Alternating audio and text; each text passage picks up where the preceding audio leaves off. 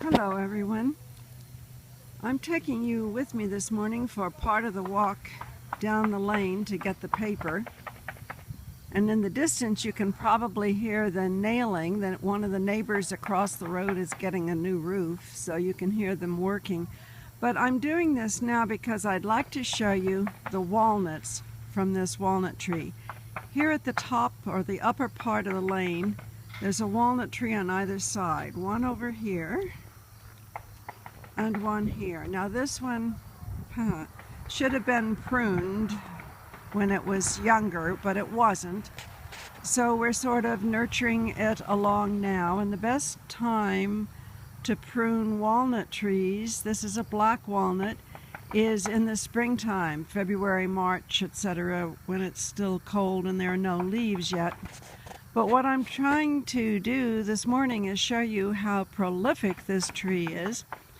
I'm going to walk down here now and see if we can get a photo of the hundreds and hundreds. Here, can you see on the ground all of these walnuts? There are, if we'll let them mainly drop and then, or the bulk of them drop, and then collect them, rake them up.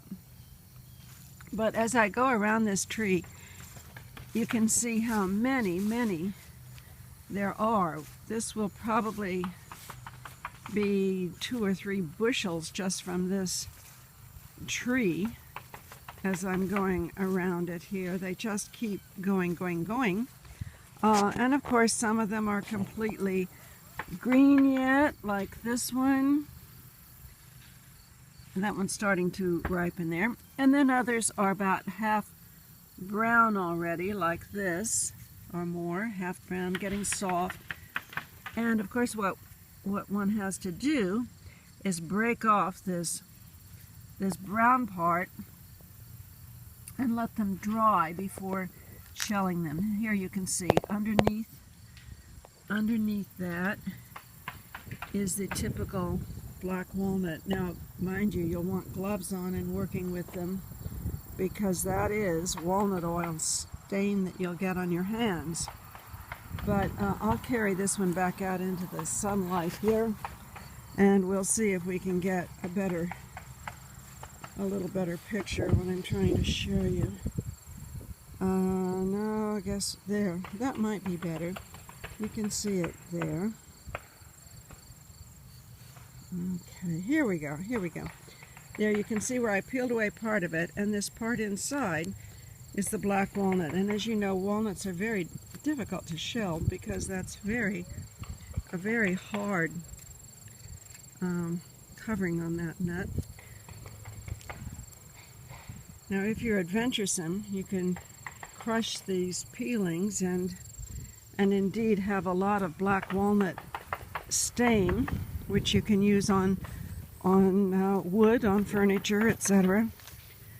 Now these grow over the lane, so each morning when I go down to get the paper, I just have a little football session here and kick them out of the lane itself. I don't know if you can see me doing this. Kick them out of the lane itself. Oops, there we go. So that we're not dragging that walnut oil onto the driveway. Here's another one in the lane. Now, curiously enough, we find that these walnut trees produce prolifically every other year, and not so much in their off year. There are some, but not so many. But they are lovely trees. As I go up this tree, you can see, and its mate on this side is a lovely tree. I love that view right there. It's really precious to me.